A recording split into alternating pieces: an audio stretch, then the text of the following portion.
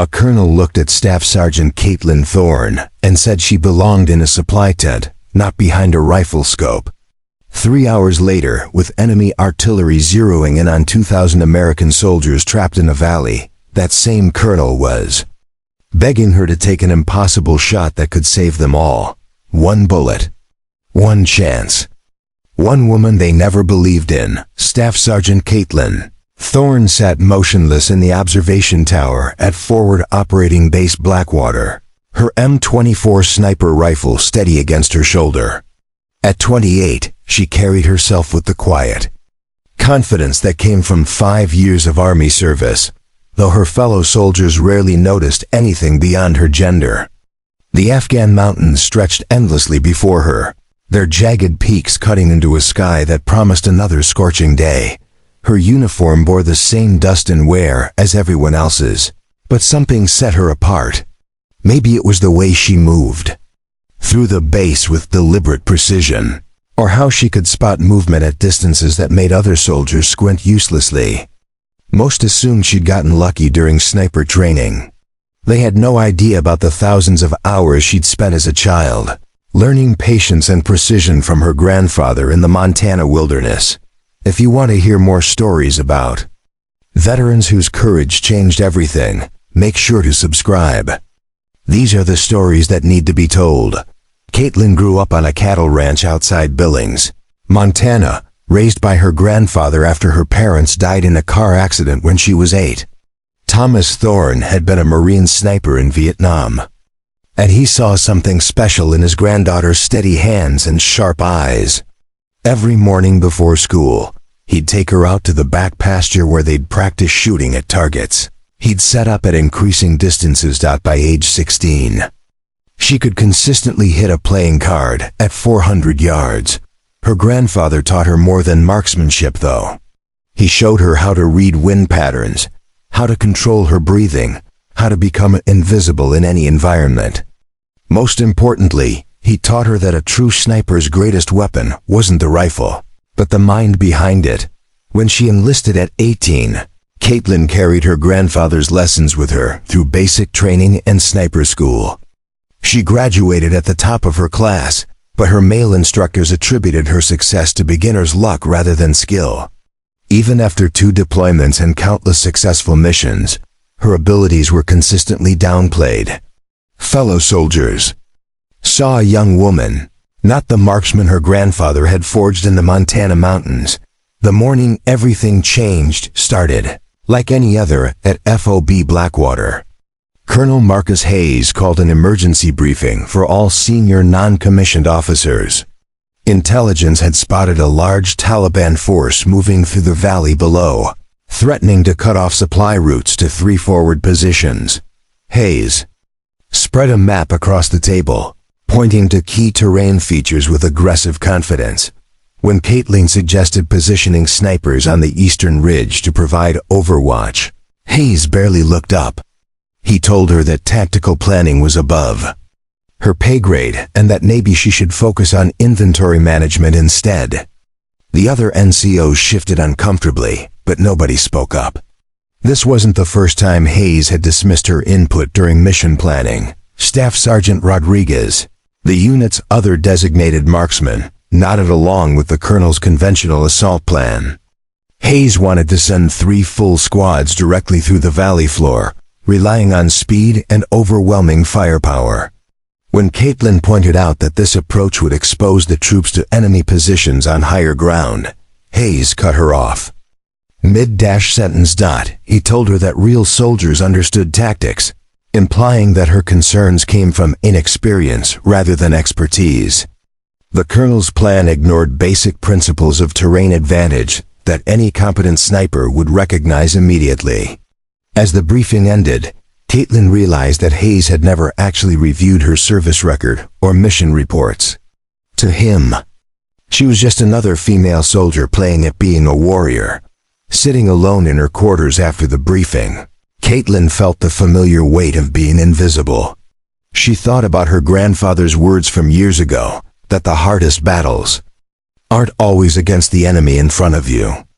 Sometimes they're against the people who should be standing beside you. She pulled out a worn photograph of Thomas Thorne in his marine dress blues, taken just before he shipped out to Vietnam. He'd told her stories about earning respect the hard way, one perfect shot at a time. But he'd never had to prove himself while his own commanders questioned whether he belonged in uniform. The frustration burned in her chest, but underneath it was something stronger. Her grandfather hadn't raised her to seek approval or wait for permission to do what was right. He'd taught her to trust her training, her instincts, and her ability to see what others missed.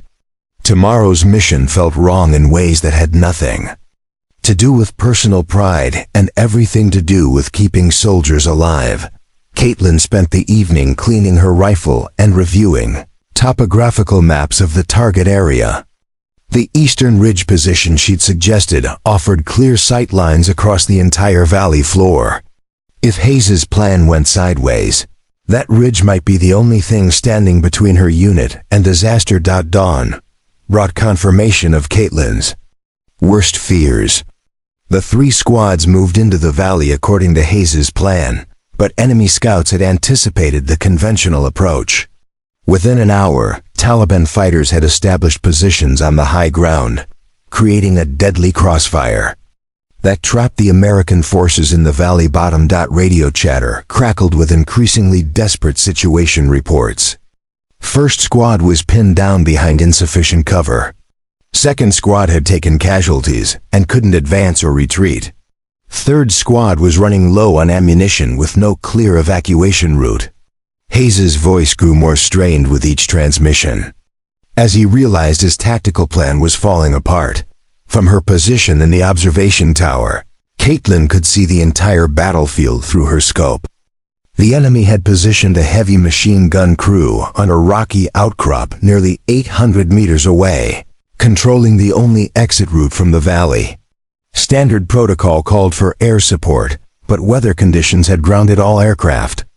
For the next 6 hours, Colonel Hayes finally broke radio silence to request immediate sniper support.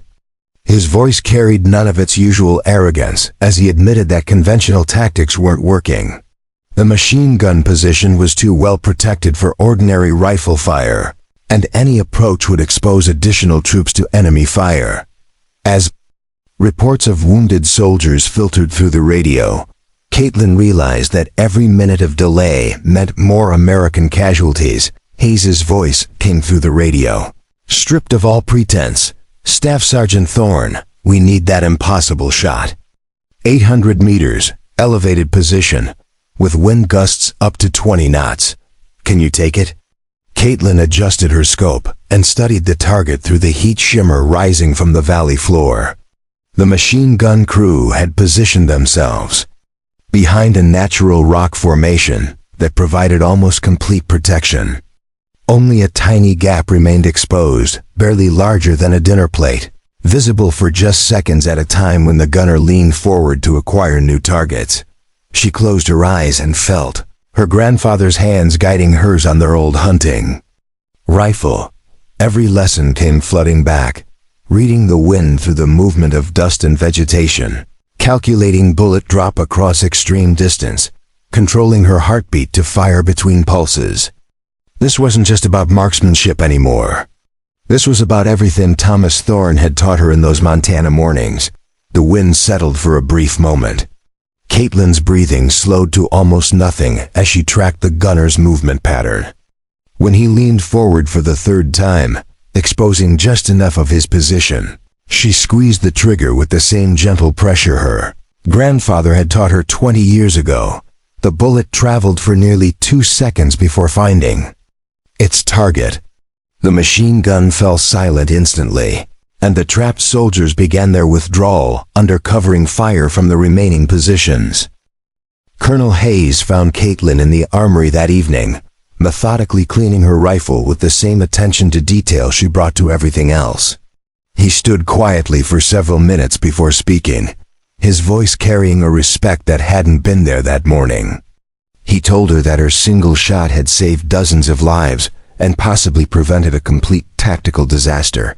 The colonel admitted that he'd never taken time to review her service record properly.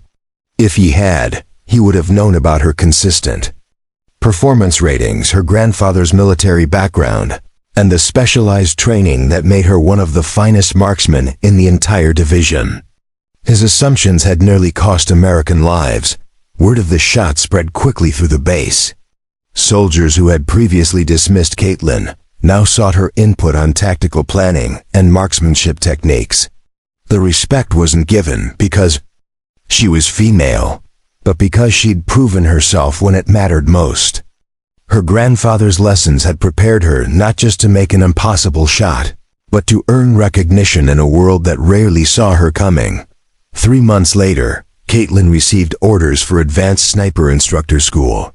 Colonel Hayes personally recommended her for the program, writing in his evaluation that some soldiers carry greatness quietly until the moment demands they reveal it.